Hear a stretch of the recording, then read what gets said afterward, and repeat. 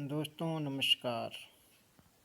आज हम भारतीय संविधान के वन लाइनर बहुत ही महत्वपूर्ण प्रश्नों का अध्ययन करेंगे।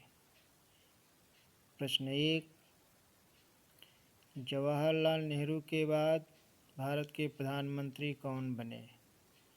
दोस्तों, जवाहरलाल नेहरू के बाद गुलजारी लाल नंदा भारत के प्रधानमंत्री बने।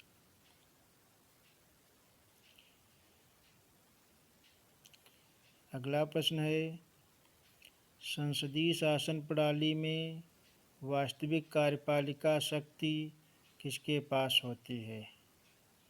दोस्तों, संसदीय शासन प्रणाली में वास्तविक कार्यपालिका प्रधानमंत्री के पास होती है, जबकि सैद्धांतिक कार्यपालिका भारत के राष्ट्रपति के पास होती है।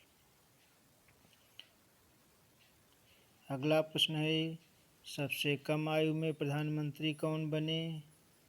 दोस्तों, सबसे कम आयु में प्रधानमंत्री राजीव गांधी बने। अगला प्रश्न है, लोकसभा में बहुमत दल का नेता कौन होता है?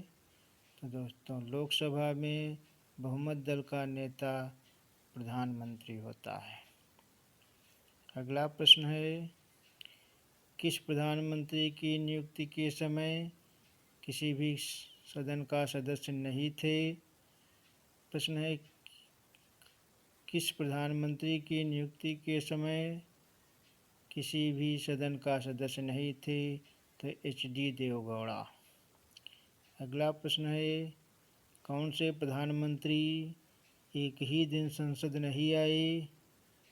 प्रश्न है, कौन से प्रधानमंत्री एक भी दिन संसद नहीं आए?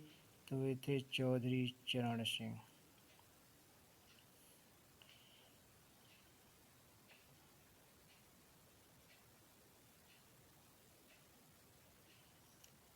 अगला प्रश्न है, यथार्थ कार्यपालिका की समस्त सत्ता किसमें निहित होती है? तो यथार्थ कार्यपालिका की समस्त सत्ता मंत्रिपरिषद में निहित होती है। अगला प्रश्न है, संघीय मंत्रिपरिषद के मंत्री किसके प्रति उत्तरदायी होते हैं? तो संघीय मंत्रिपरिषद के मंत्री सामूहिक रूप से लोकसभा के प्रति उत्तरदायी होते हैं, जबकि व्यक्तिगत रूप से राष्ट्रपति के प्रति उत्तरदायी होते हैं।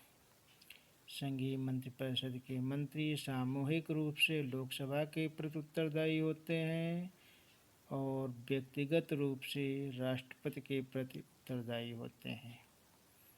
भारत में किसी भी सदन का सदस्य बने बिना कोई व्यक्ति मंत्री पद पर कितने दिनों तक रह सकता है? तो 6 माह तक। संविधान के किस अनुच्छेद में मंत्रिपरिषद की नियुक्ति व पदच्युति का प्रावधान है? तो अनुच्छेद 75 में। मंत्रिमंडल का गठन कौन करता है?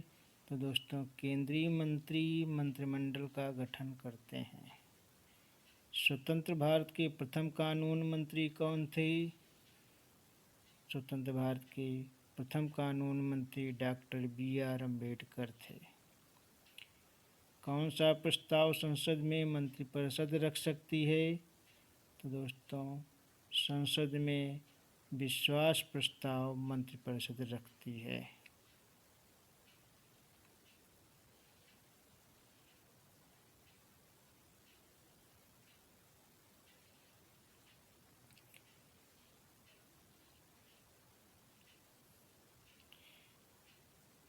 मंत्रिपरिषद के सदस्यों को गोपनीयता की शपथ कौन दिलाता है? तो मंत्रिपरिषद के सदस्यों को गोपनीयता की शपथ भारत का राष्ट्रपति दिलाता है। भारत के मंत्रिपरिषद में अधिकतम सदस्य कहाँ से लिए जाते हैं? तो भारत के मंत्रिपरिषद में अधिकतम सदस्य लोकसभा से लिए जाते हैं। स्वतंत्र भारत के प्रथम प्रतिरक्षा मंत्री कौन थे? तो सरदार पटेल स्वतंत्र भारत के प्रथम प्रतिरक्षा मंत्री थे। स्वतंत्र भारत के प्रथम वित्त मंत्री कौन थे? दोस्तों, डॉक्टर जॉन मथाई स्वतंत्र भारत के प्रथम वित्त मंत्री थे। क्या राज्यसभा का सदस्य मंत्रिपरिषद का सदस्य बन सकता है? क्या राज्यसभा का सदस्य मंत्रिपरिषद का सदस्य बन सकता है? तो इसका उत्तर है हाँ।